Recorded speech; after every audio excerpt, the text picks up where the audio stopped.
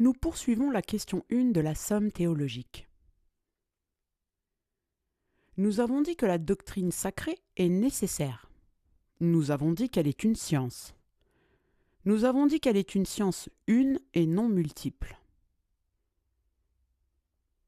Dire que la doctrine sacrée est une signifie qu'elle n'est pas un assemblage mais un regard unique.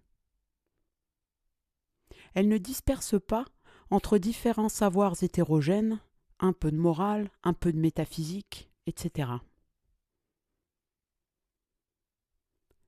La théologie n'est ni une opinion, ni une croyance vague, ni un discours parmi d'autres. Avec les articles 4 et 5 que nous allons parcourir aujourd'hui, Thomas précise maintenant quel type de science est la doctrine sacrée et quelle place elle occupe parmi les autres savoirs. Article 4. La doctrine sacrée est-elle une science spéculative ou pratique ? Thomas pose ici une question importante. La théologie est-elle ordonnée à la connaissance ou à l'action ?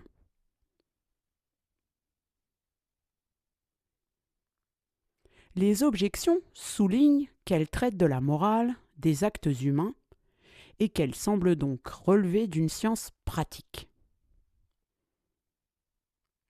Les objections convergent vers une même difficulté. Si la doctrine sacrée concerne la conduite de la vie humaine, elle paraît être une science pratique plutôt qu'une science spéculative. Je lis le sens contraire proposé par Thomas. Toute science pratique se rapporte à des œuvres qui peuvent être accomplies par l'homme. Ainsi, la morale concerne les actes humains, la science de l'architecte, les constructions. Or, la doctrine sacrée porte avant tout sur Dieu, dont les hommes apparaissent plutôt comme ses œuvres à lui. Elle n'est donc pas une science pratique, mais davantage une science spéculative. Fin de la lecture du sens contraire.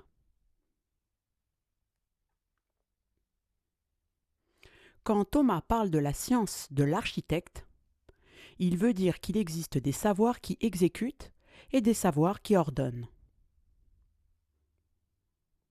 L'architecte ne pose pas les pierres, mais il sait pourquoi on les pose ainsi.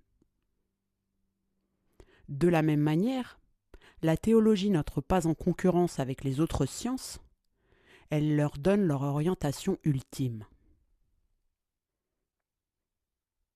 Je lis à présent la réponse de Thomas.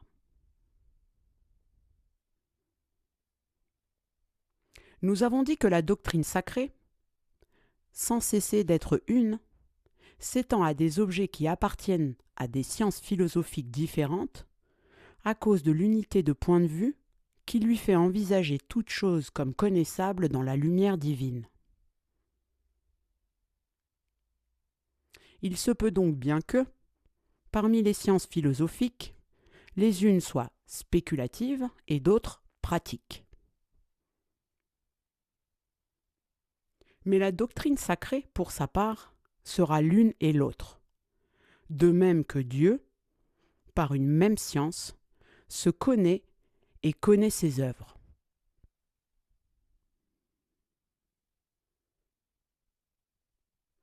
Toutefois, la science sacrée est plus spéculative que pratique, car elle concerne plus les choses divines que les actes humains, n'envisageant ceux-ci que comme moyen pour parvenir à la pleine connaissance de Dieu, en laquelle consiste l'éternelle béatitude. Et par là, réponse est donnée aux objections. Fin de la lecture de la réponse de Thomas.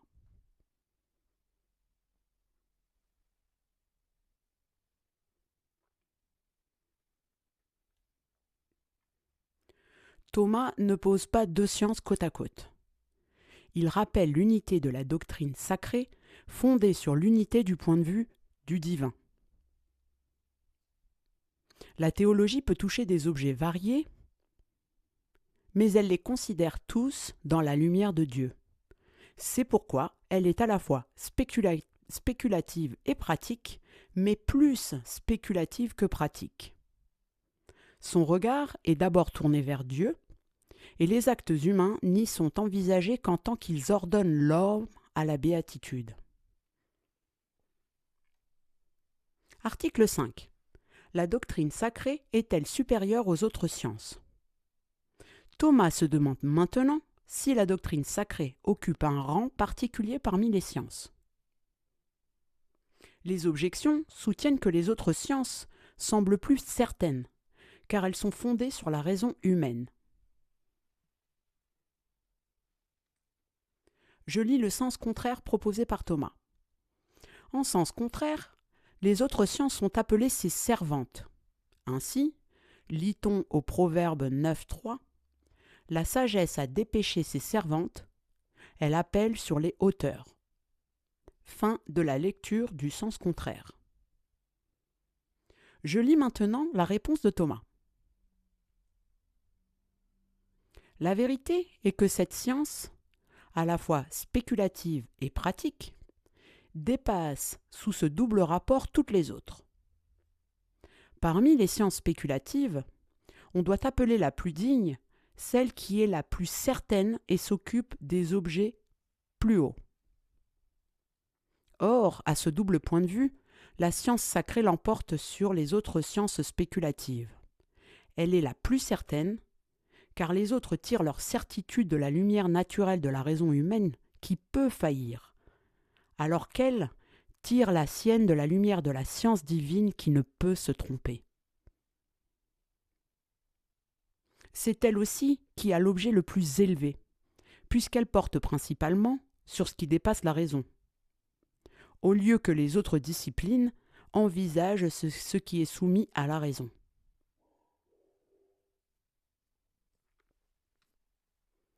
Parmi les sciences pratiques, on doit dire supérieure celle qui ne vise pas, au-delà d'elle-même, une autre fin, telle que la politique ou l'art militaire. Or, la fin de notre doctrine, selon qu'elle est pratique, n'est autre que la béatitude éternelle. De toute façon, la science sacrée est donc prééminente. Fin de la lecture de la réponse de Thomas. La doctrine sacrée est supérieure non par domination, mais par principe et par fin. Elle est plus certaine parce qu'elle repose sur la science divine. Elle est plus haute parce qu'elle vise la béatitude éternelle, fin ultime à laquelle toutes les autres sciences sont ordonnées.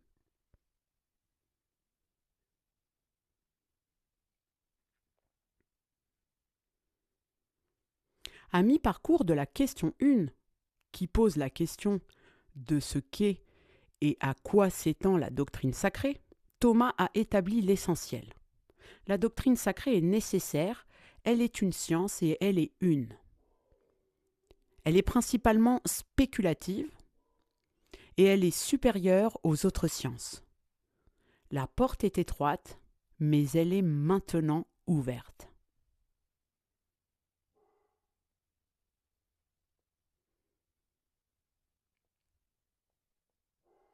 Dans le prochain épisode, nous couvrirons les 5 derniers articles de la question 1.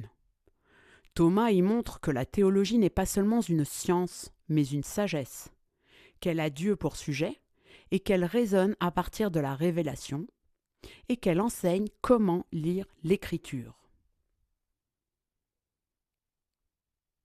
Après avoir appris ce qu'est la doctrine sacrée, nous apprendrons à penser, parler et lire à partir de Dieu.